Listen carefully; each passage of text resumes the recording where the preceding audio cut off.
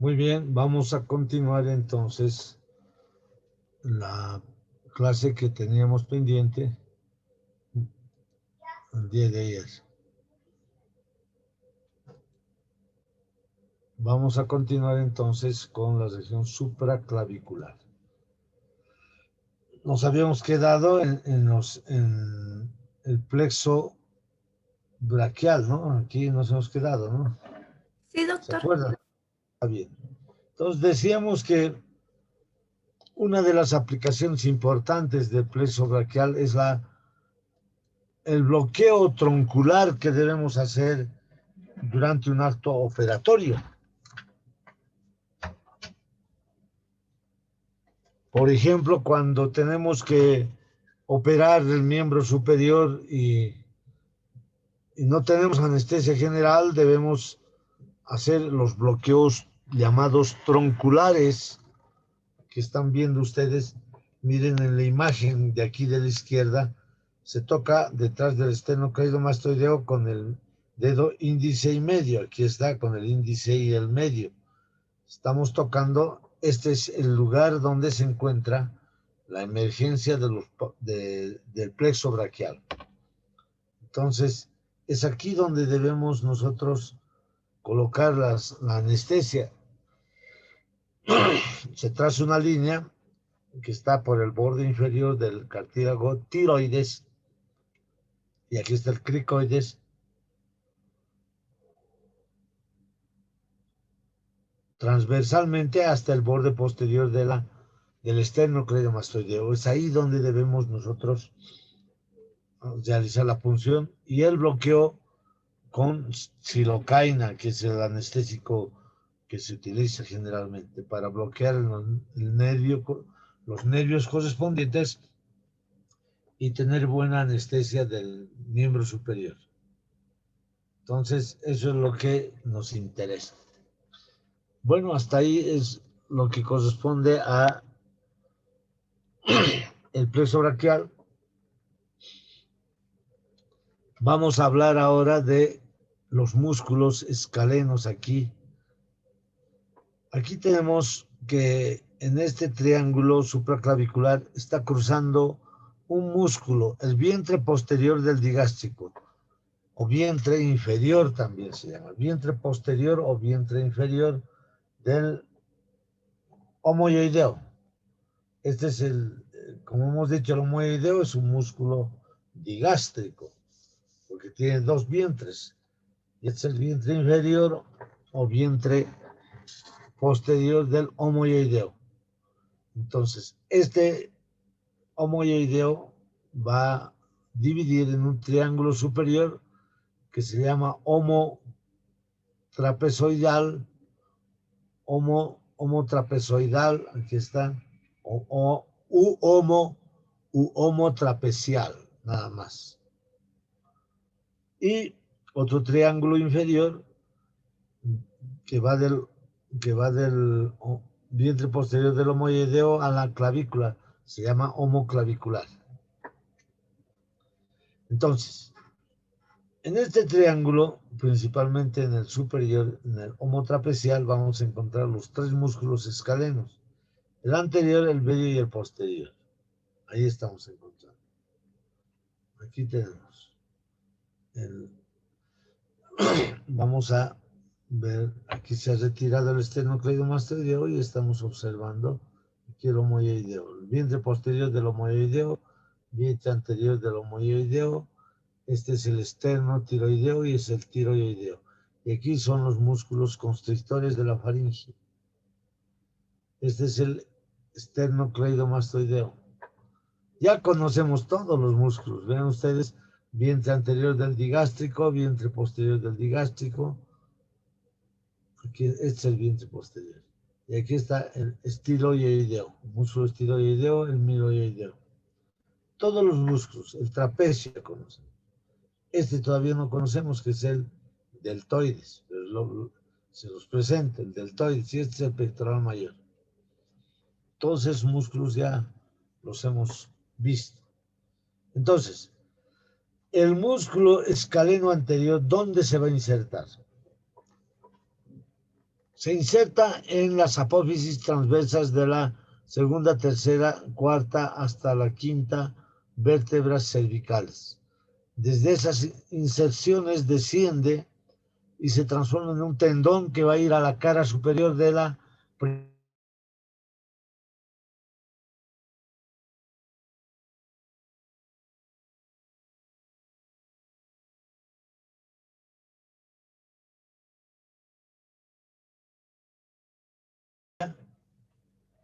vamos a encontrar un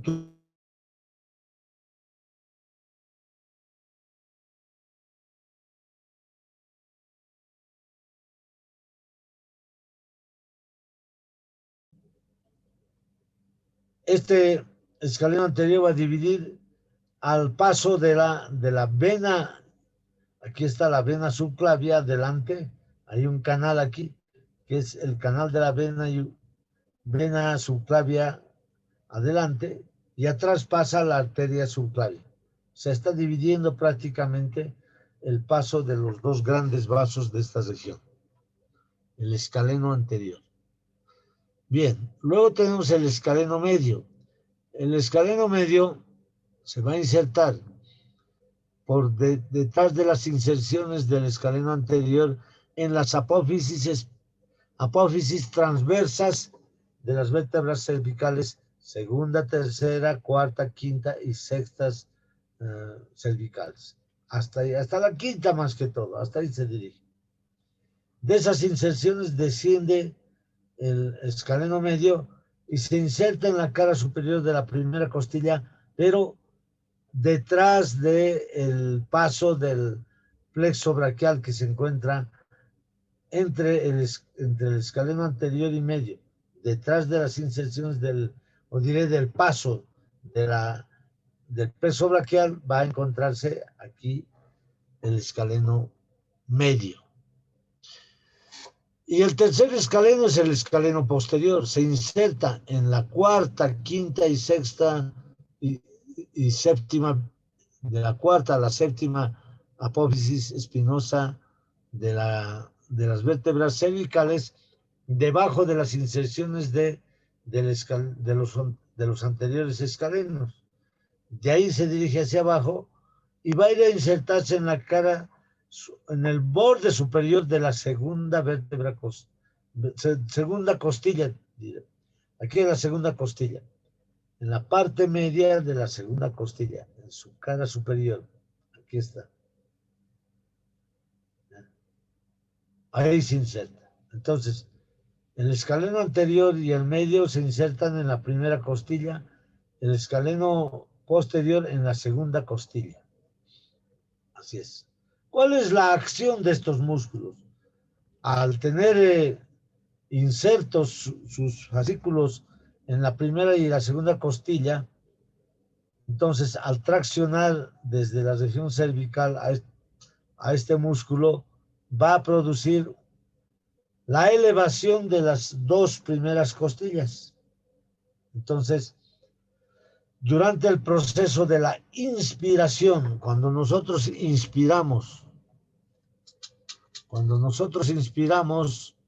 vamos a poder elevar las costillas, la primera y la segunda costilla.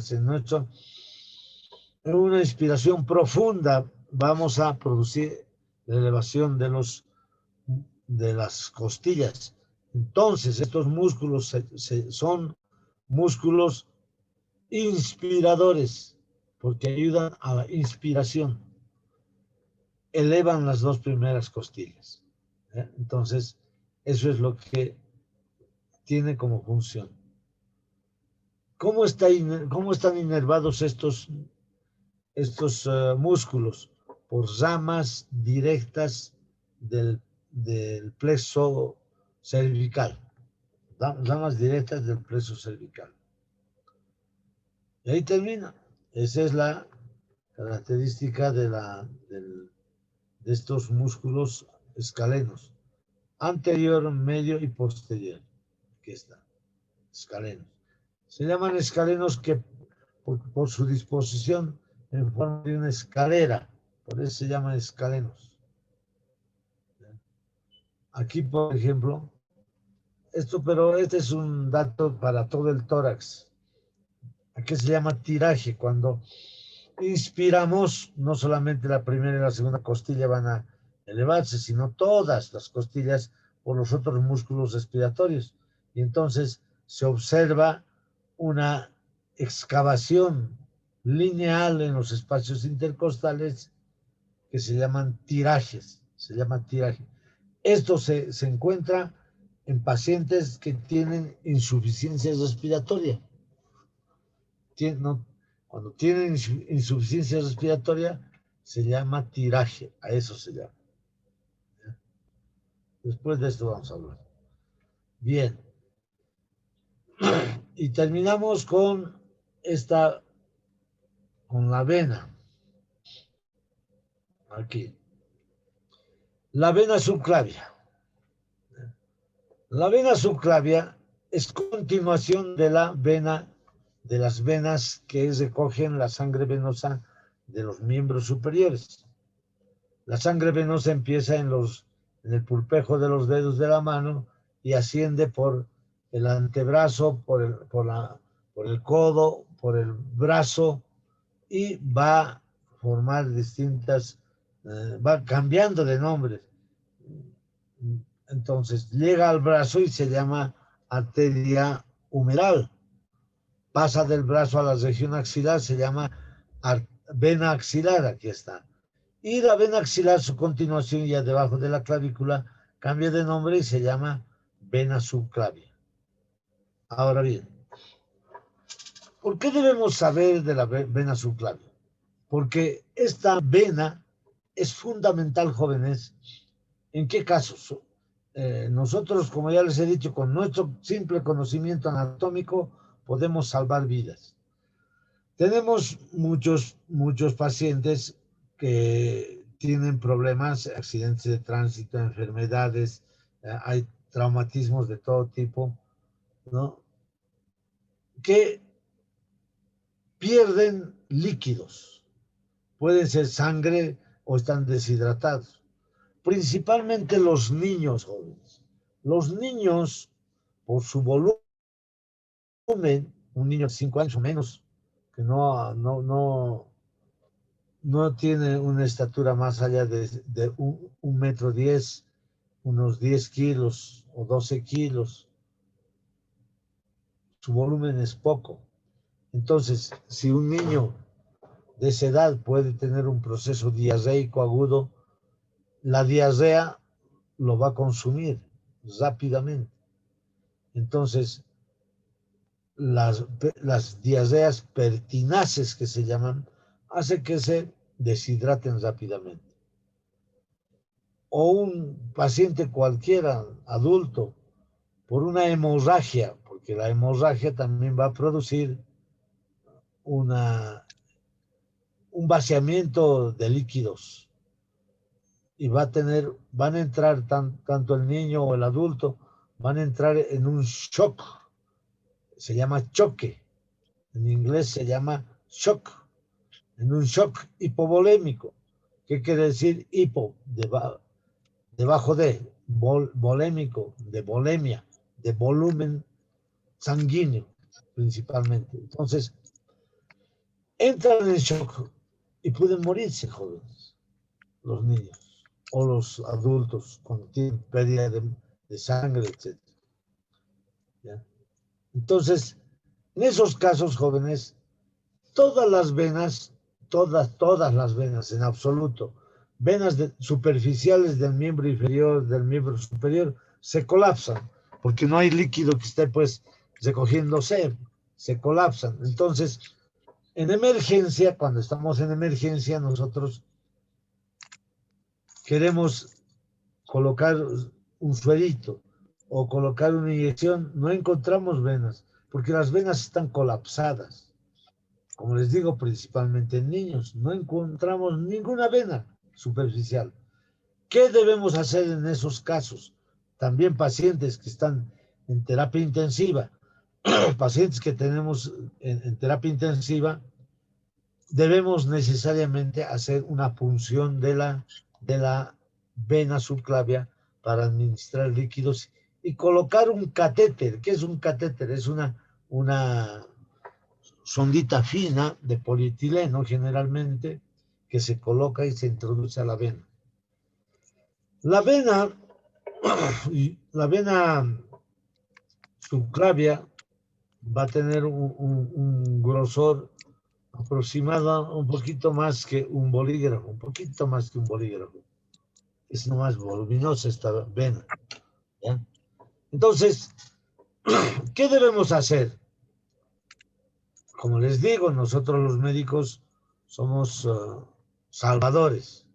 Vamos a salvar una vida. Entonces, pero si tenemos conocimiento, si tenemos por lo menos un conocimiento anatómico, podemos hacer. Si no lo tenemos, así gritemos, oremos, nos golpeemos la cabeza contra la pared, todo eso, no vamos a resolver. Entonces, con un conocimiento anatómico, podemos hacer una punción de la vena subclavia. ¿Qué hacemos? Tenemos al paciente aquí y vamos a dividir la clavícula en 3 tercios. Un tercio externo, un tercio medio y un tercio interno. Entre el tercio medio y el tercio interno vamos a hacer la punción debajo de la clavícula. Al ras de la clavícula, por debajo de la clavícula, al ras de la cara inferior, vamos a introducir nuestra aguja. Generalmente una aguja larga tenemos que colocar para introducir el catéter. Entonces, cuando estamos llegando, o sea, bueno, ¿en qué dirección tenemos que dirigir la aguja? En dirección hacia el ángulo de Lewis. Vamos a aprender eso del ángulo de Lewis cuando hablemos del tórax óseo. Vamos a hablar, cuando estemos hablando de esternón y las costillas, vamos a hablar del ángulo de Lewis. Pero ya piensen, aquí está el ángulo, este es el ángulo de Lewis, aquí es. ¿Ya? Entonces, introducimos la aguja en dirección como si estuviéramos dirigiéndonos hasta el ángulo de Lewis. Pero el momento en que ingresamos a la vena es como si estuviéramos ingresando, estuviéramos nosotros atravesando un papel, así un papel. Entonces, introducimos y se siente que hemos introducido en una vena. Pero en ese momento aspiramos un poco con la jeringa y sale sangre venosa, por supuesto. Y ese es el signo de que estamos en la vena correspondiente, en la vena subclavia. Y entonces podemos ahí colocar tubos, pasarle sangre, pasarle sueros, pasarle plasma, etcétera, etcétera, y salvamos la vida de ese paciente. Con solo funcionar y darle líquidos, porque no hay venas en ningún lugar.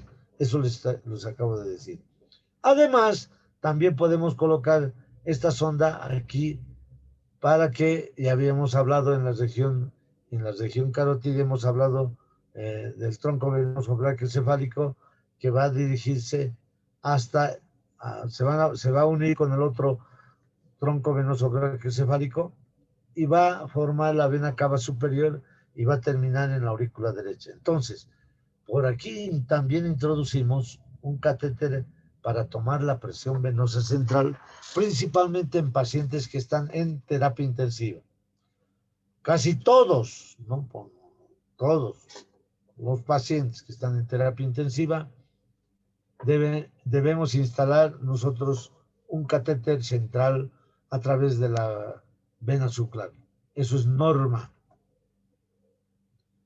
Como estudiantes ustedes tienen que saber y tienen que aplicar, jóvenes.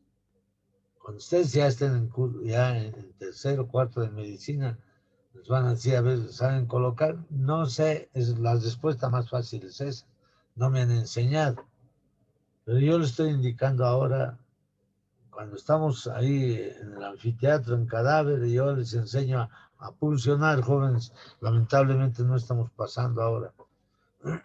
Y esa es una medida heroica Es una medida heroica para salvar vidas. Para eso se trata, jóvenes.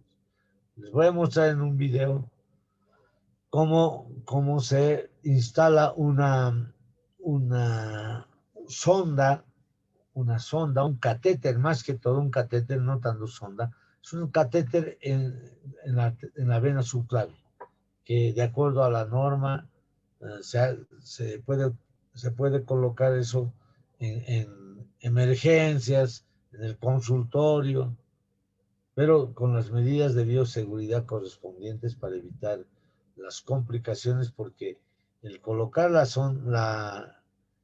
el catéter se constituye en un medio de infección también.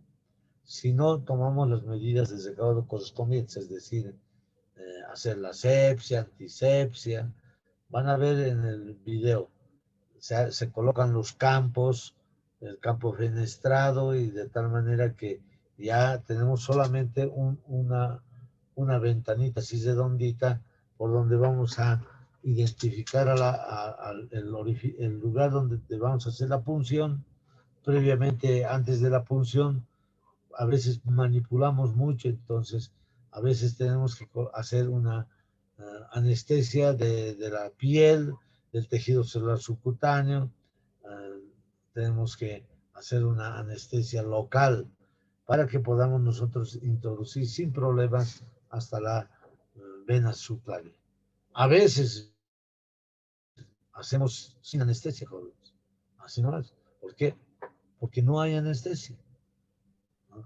Yo me he formado como médico de guerra, y los médicos de guerra no tenemos ni siquiera medios de poder resolver fácilmente. Entonces, nosotros tenemos que hacer las veces bueno, con el conocimiento que tengamos, nosotros vamos a tener esa capacidad de resolver, jóvenes. Pero, como les digo, esta maniobra que se hace, esta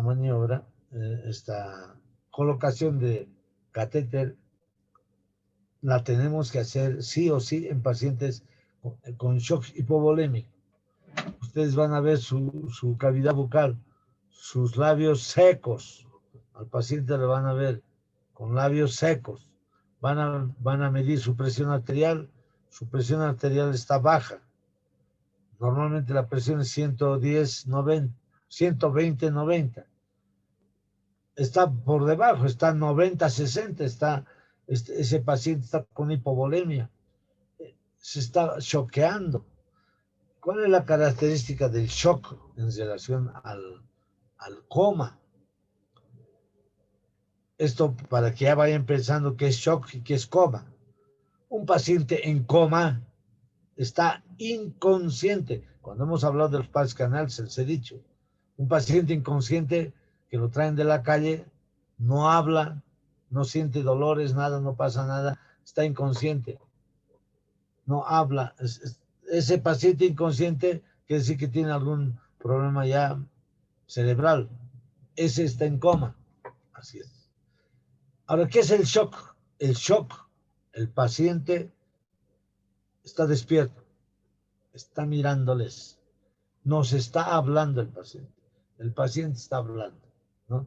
Por eso dicen, bueno, a Hamilton Valley, uno de los grandes cirujanos de la escuela de cirujanos de la Royal Internacional de Inglaterra, decía, el paciente con shock vive su muerte. ¿Por qué? El paciente con shock está hablando. Sí, doctor, me he caído, sí, me siento mal, ¿no? Estoy por dormir, pero por favor haga esto. No está hablando todavía. Como han debido ver en las películas, ¿no? Están hablando y ¡pum! Dejan de hablar y se mueren.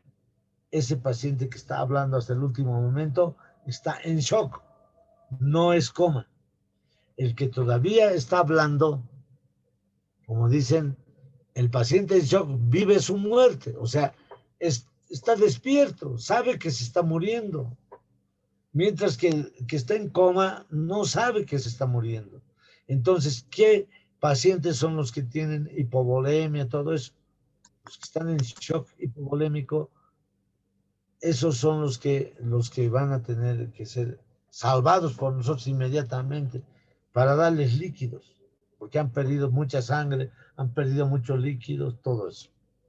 Entonces, por eso es que nosotros debemos echar mano de este aspecto, ¿ya? Son medidas heroicas, les digo la verdad, porque si uno no sabe, está mirando al paciente, no, pero está despierto, está hablando, claro, ahorita se va a morir, ahorita va a ser paro cardíaco, su presión está baja, su pulso está débil, ¿eh? Está pálido, hay una palidez, sus labios están secos, así es, hay signo del pliegue, o sea, en la piel le comprimimos y se queda como arrugada la piel, ¿por qué? No tiene líquidos.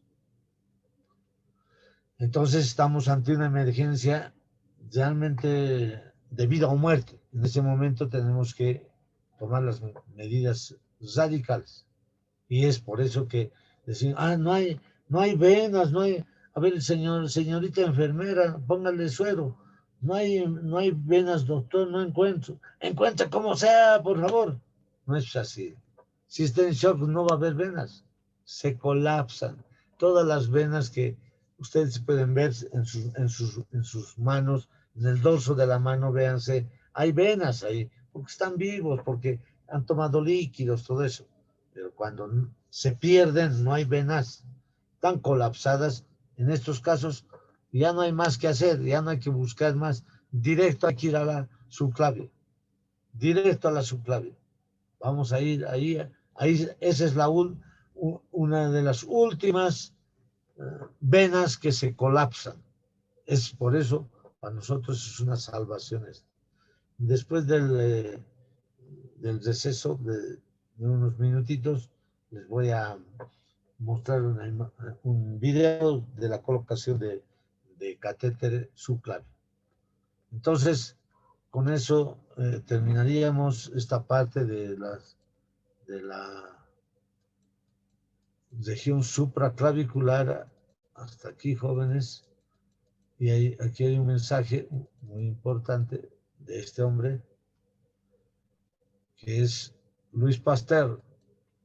La ciencia es el alma de la prosperidad de las naciones y la fuente de vida de todo progreso. La ciencia, es importante la ciencia. Luis Pasteur, francés, nos ha legado este mensaje. Gracias a él hay vacunas, jóvenes. Entonces, hay que